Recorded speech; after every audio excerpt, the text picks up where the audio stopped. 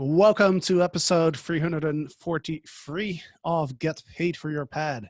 Today, my guest is my good friend, Philippe Thibodeau, and he is the co-founder of Strawberry Stays out of Montreal, and he invests and manages properties there in Canada. So, Philippe, welcome to the show. Welcome, Jasper. Thank you for having me. Such a blast. Very excited.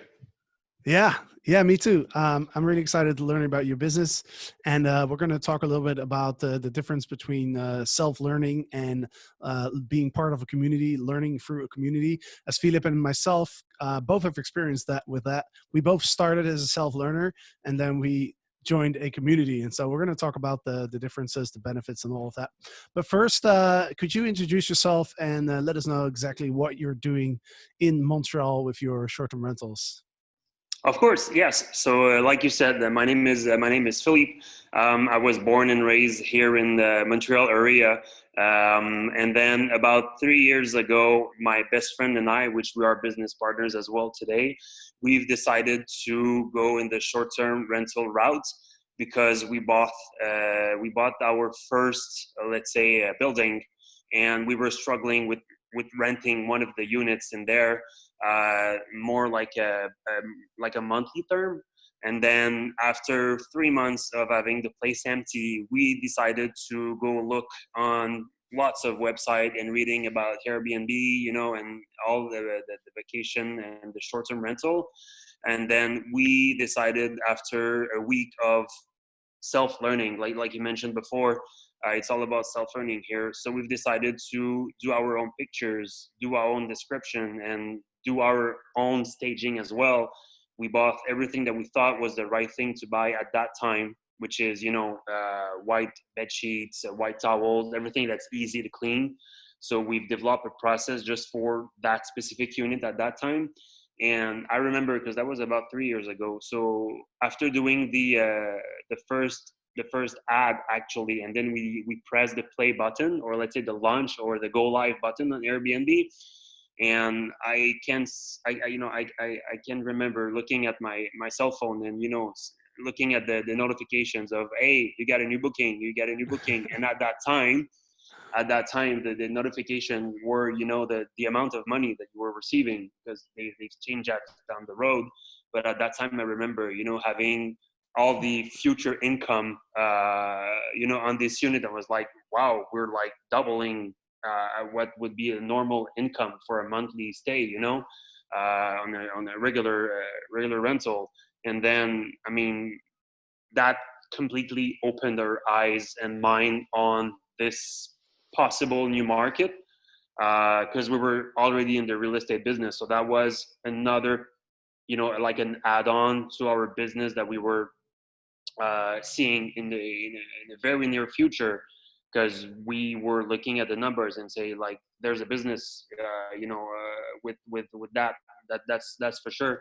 So now we mix buying building and then transforming all the units in the building to short-term rentals. So yeah, I mean, it's been a crazy crazy down the road. But I mean, today we're launching actually 4 more units next week, and then we have projects for about 63 more units as we speak. So a total of 80 in about 6 to 12 month path that we will have and manage as well. Because, like I said, we're owners and property managers as well. So yeah, I mean, it's been a crazy story from the beginning. So Wow. yeah, so I mean, that's a little bit of an introduction. Yeah, that's quite the introduction. Well, you're expanding fast. Like, are you? Did you come out of the whole Corona crisis well, or are you affected by it quite negatively? Well, I'll take the positive thing about the coronavirus, because what exactly that did is two things. So the first is, instead of having 30 guests for, let's say, one single month, we changed that to having one guest for 30 days. Hmm. But as the place was fully furnished, and with the super fast Wi-Fi and everything that you can possibly think of on a fully furnished unit, then we were able to have at least our occupancy rate was close to 100 because of that. So I mean, we've decided to go a little bit above of our numbers, but in order to compensate and have like close to 100% occupancy rate. So that was what we decided to do. And the other thing is that we were, let's say, growing a little bit too fast, let's say. So therefore, we needed to take the time to just take like a little bit step on the side and say, hey, this is going like way too fast. So we have to build like a solid structure, like a solid pyramid base, in order to be able to, increase and manage as fast as the projects were, were building and everything. So let's say the past 3 months or so, we completely built that structure, with all the tool that are available out there, and all the knowledge as well that's available out there, which of course you're part of, and I thank you a lot for that, Jasper.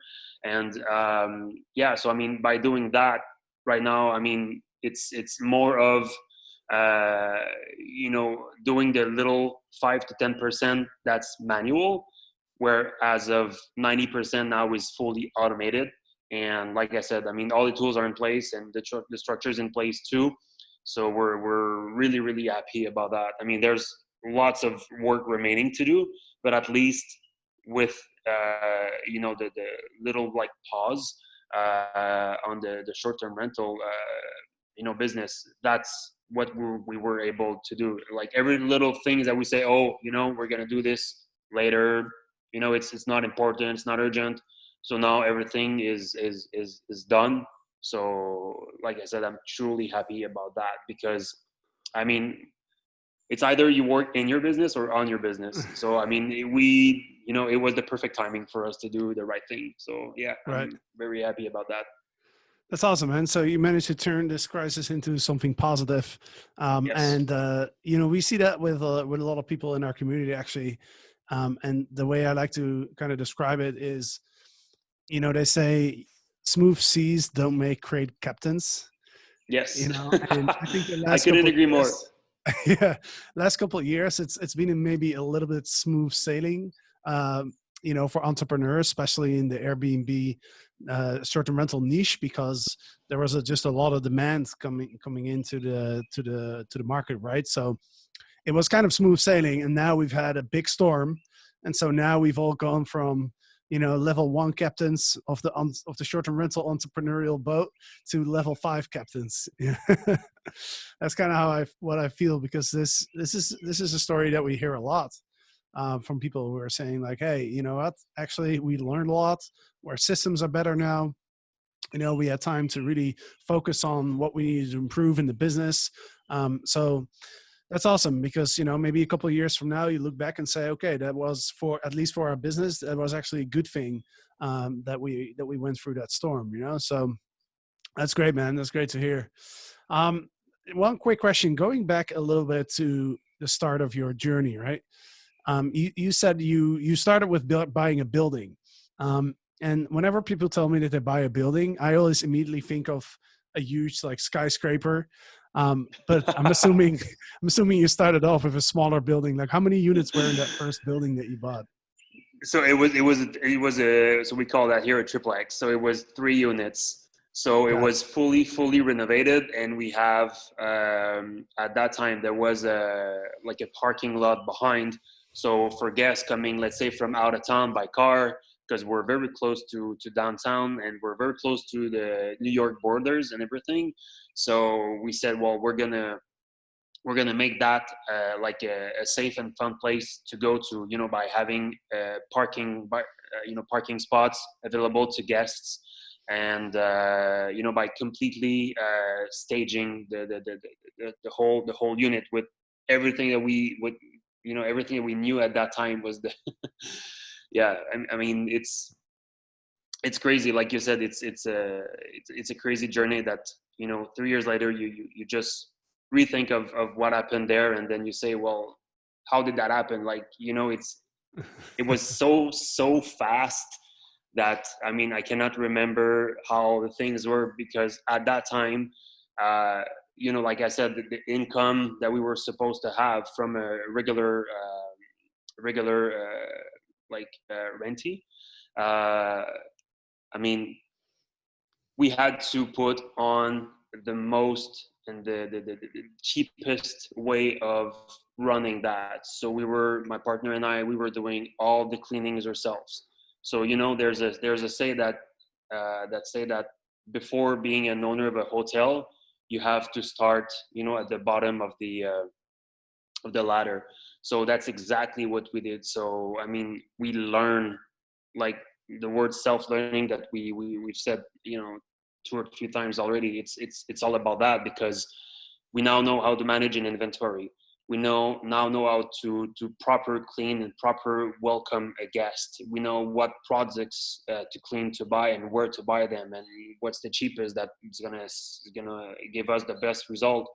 We know exactly where to buy the staging items. We have a list. We know exactly where to go. I mean, it's everything has been optimized, and everything now is think of. There's a reason why things are made or done a certain way, and that's, like I said, that's what we were able to do, because we went to that process of, hey, it's not only being a manager, it's being one, a owner, two, a manager, three, a cleaner, four, a maintenance guy. It's and we were all wearing those hats. So yeah, so I mean, it's been a crazy journey, yes. Yeah, yeah, and I think that's a really good process where first you do everything yourself until you figured out exactly how to do it, and then you turn it into what we call systems. So we have like a playbook with in Google Drive with everything that we do. There's a document for it, right? And everything we do, we literally describe in detail in that document what we do and how to do it. And then once we're ready, once we figured out the most efficient process, and this is true for our short-term rentals, but also for our educational company, the STR Legends, the STR Profit Academy, we all use the same mindset and strategy. And once you figured out the most optimal process on how to do something, we basically pass it off to somebody, right? We create videos and the documents, and so that person literally just opens up the document, watches the video, and then the person knows what to do. Even this podcast too. Like the only thing I do is I record it. That's all I do, right? But before I used to do everything myself, right? So I feel like that's just a really good process of making sure that you free up time to work on the business versus in the business, like you mentioned, because it's just it's if you don't do that, then one of two things happen. Number one, you're gonna burn out, right? Because at some point you're gonna get tired of doing all that work, and secondly, you don't have time to focus on growth, and you don't have time to look at the bigger picture, right, of what you're doing and what the strategy should be. And so, so yeah, man, totally agree with you on all those things that you said. Um, I'm really curious to hear from you. Imagine that you have a friend, right, and who comes up to you and says like, "Hey, Philippe, I see you're doing all this cool stuff with buying buildings and turning them into short-term rentals. I actually found a building myself. I'm going to buy it tomorrow. Give me the free things that I should know before I do this." Oh, that's a great question, for sure. Okay, so the three things that person would need to know is, let me think about that a few seconds here, because I think that what would be the first is the community. And why I say that is, and you were just responding to that question before, is that everything is available out there, like, as of now, with YouTube do it yourself videos, with the community like Strapa, which is an awesome one, and then you have the inner circle, you have the Q&As. And then, so what I would tell to that person is, one, go look after a community that you would belong to, that you feel that you belong to. and that you feel that you can learn from as well, and maybe give your expertise, because it's not only about learning, it's about giving as well. So I think that the first thing would be definitely to look for a community. The second thing would be that the road is not going to be easy, because if it was easy, everybody would do it. So you have to be patient, you have to work hard, you have to develop a system, you have to be into your business, because it's not a turnkey thing. You don't just buy and say, oh, I'm just gonna put some beds, put some tables, some chairs, and then buying everything that's needed for a place, and it's going to run itself. No, it's that's how do you call that? That's just fantasy. So it's all about developing a process, know how to welcome guests. So it kind of comes with the first answer. So like all that person needs to know is in the community. And I think that the third thing would be yeah, I mean, it's it's very difficult to to start that business specifically today, whereas everything the coronavirus did, it's a very difficult thing. So if you enjoy doing it, and if you are passionate about it, then go forward. If you are more the passive person, and you say, well, I'm going to hire someone to do this, hire someone to do that, I mean, yes, you're going to do revenue, but all the costs will make that revenue go basically to none. So I mean, you have to do something with passion. That short-term rental company or that building that you have, it has to be a passion, definitely, because it's too easy to, like I said, to go out there, find everyone that's needed for the to operate your business. But then when you look at the numbers at the end of the month, at the end of the year, or at the end of a 5 year, you're gonna say, well, basically I did no money, because all the revenue were cut down by all those costs. So I mean, you have to work in your business at that time, but you have to work on your business as well to build a system. So you have to do both, and to do both, it takes passion. You have to have that. You have to have your you have to have a fire burning inside you and say, well, I'm going to do this myself. It has to be that way. That's yeah, that's what I think. That's a really good point. What you just said. There's a time where you kind of have to do both, right? And that's something that I struggle with sometimes, where I need to get something done. I've got like an hour, and so I just kind of want to get it done. But at the same time, I know, okay, I need to document what I'm doing, because otherwise, next time I have to do it again, right? But then as Yes. I'm documenting it, I'm thinking, damn, this is a lot of time. It takes a lot of time to document it as well. So it's like you said, it takes a lot of time to be working in and on the business at the same time.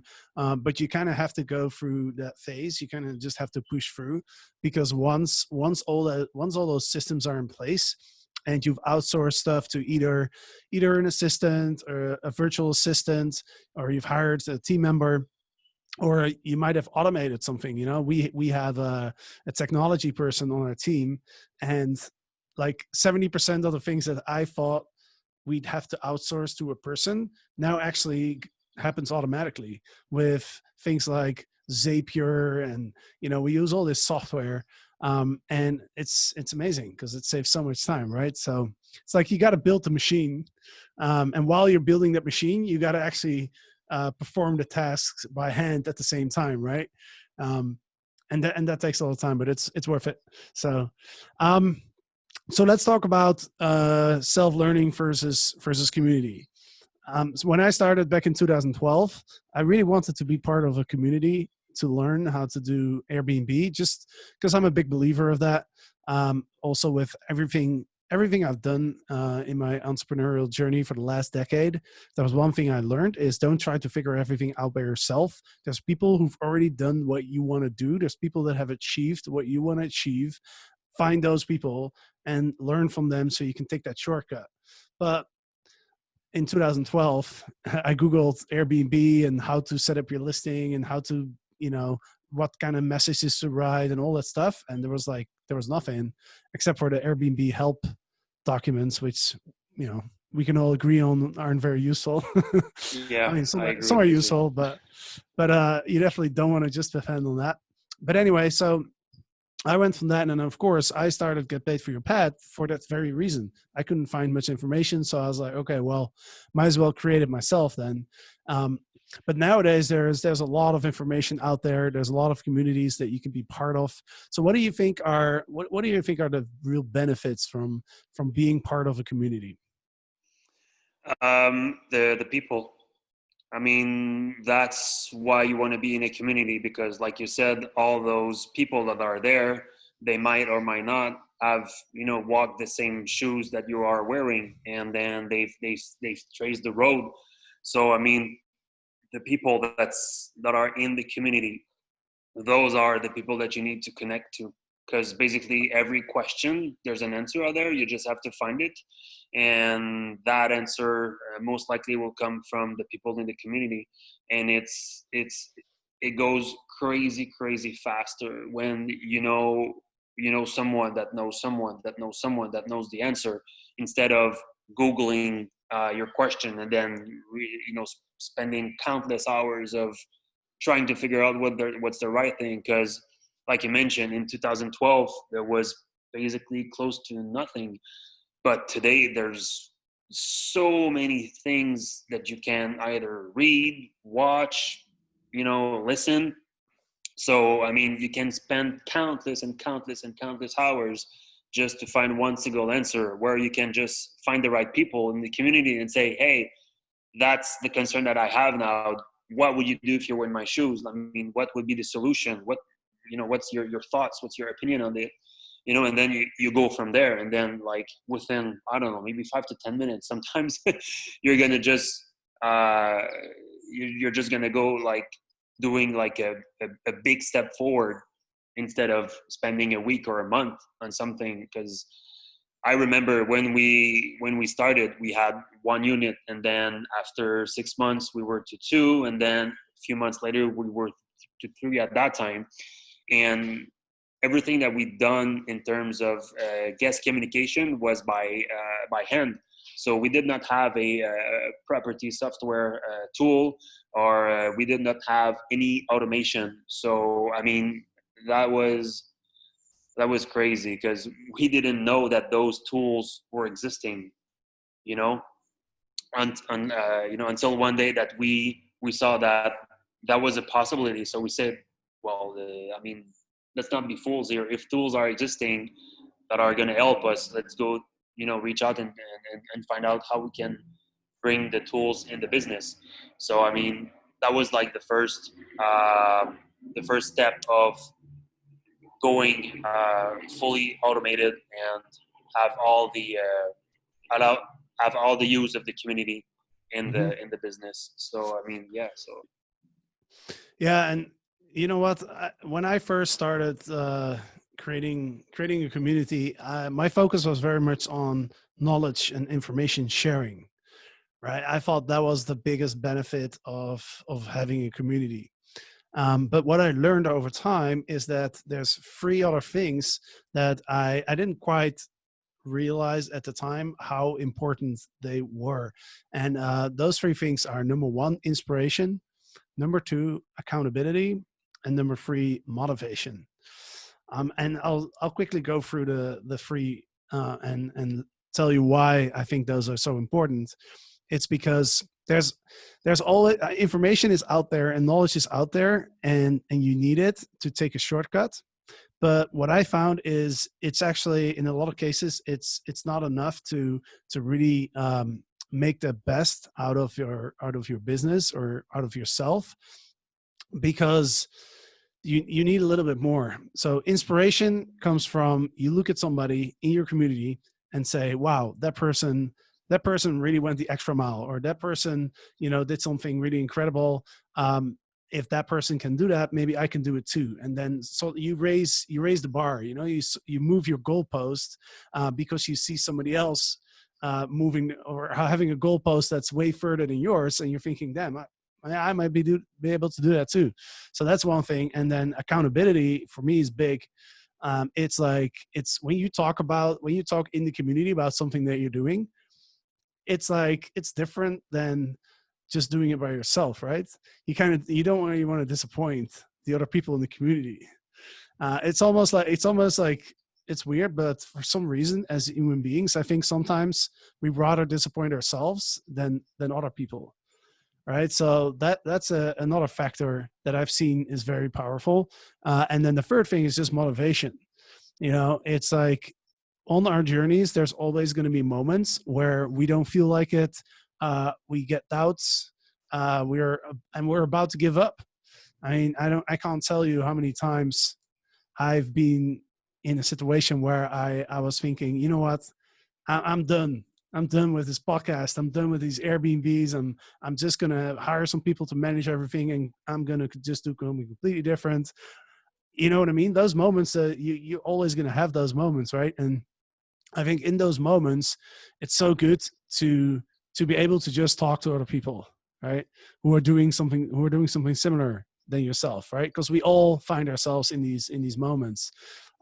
So that's another thing. Like, every time I had doubts about what I was doing, it was talking to people in my community, in my network, that would get me back on a positive track.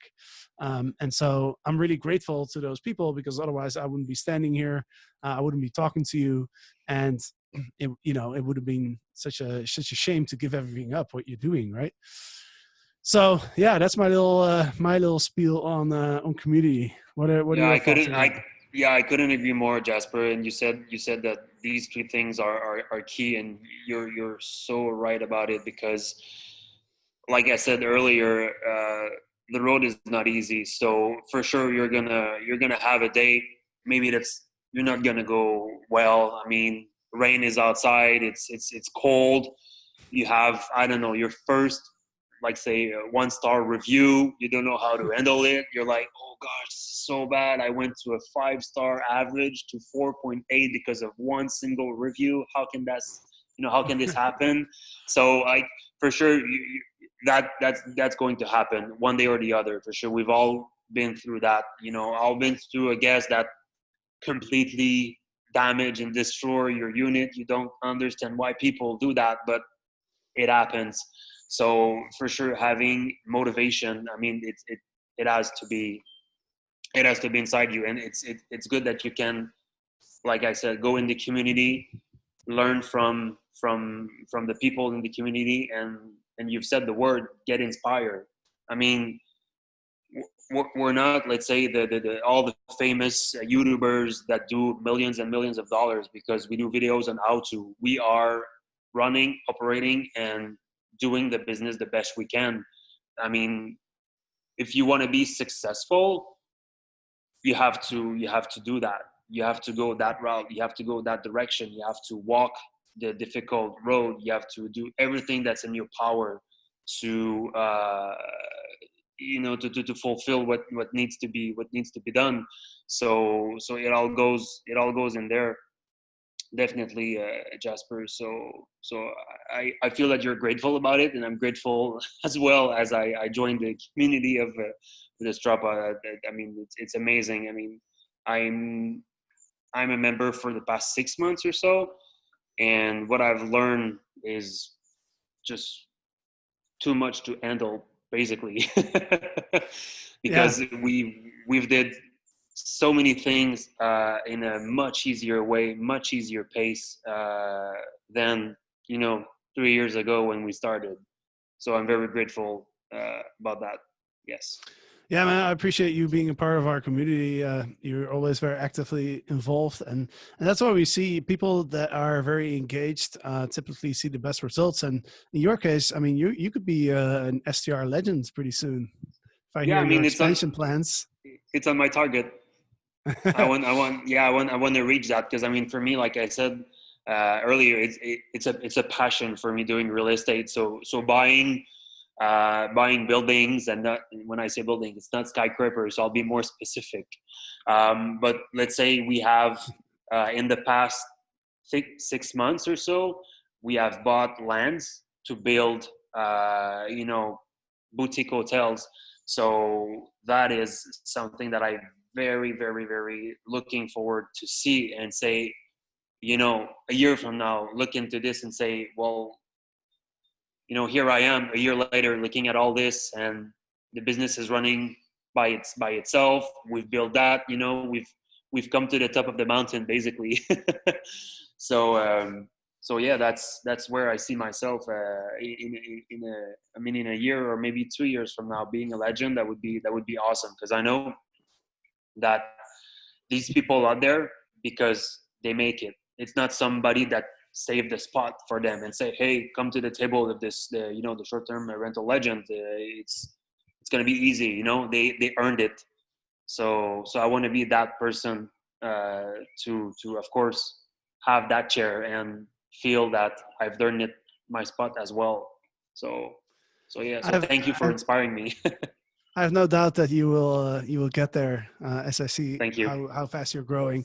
And we had our first meeting a couple weeks ago. Actually, our first mastermind with the STR Legends, and we had Chip Conley on our mastermind call, which was incredible. He spent like an hour with us, talking to us about our businesses, and we were able to ask questions. It was incredible. But yeah, I'm sure you'll join that community in the near future. I'm sure. Very Um, much looking for it, Jasper. Absolutely. Philip, it was a pleasure to speak with you. Congratulations on your success. Love your ambition, love your engagement and positive energy in our group. Any final words that you want to share with the audience? Well, first of all, thank you for having me, Jasper. I mean, it was a blast for me doing this podcast with you. It's the first time I do that, so I really, really appreciate the experience for sure. And if you are, looking forward to any others, I would be more than happy to. One final takeaway is, I've said it many times in this podcast, but do something with passion, because in the dark days, you're gonna need that fire to reach out for your son. So definitely do something with passion, and it's the basis of the pyramid. It's the, how do you call that, the Maslow pyramid. It has to come from deep inside you, from your heart, that you are doing something with passion, because it's it's a crazy business, but you have to love what you do, basically. So yeah, that would be my final takeaway. 100%, man. 100%. We got to be passionate about what we're doing. Otherwise, we'll burn out at some point. So thanks, Philip. Thanks for sharing your wisdom. I appreciate you. And I'll see you soon. Awesome. See you soon, Jasper. Bye. And to the listeners, thanks for listening. And of course, next week, there'll be another episode of Get Paid for Your Pad. We'll see you then. Bye-bye.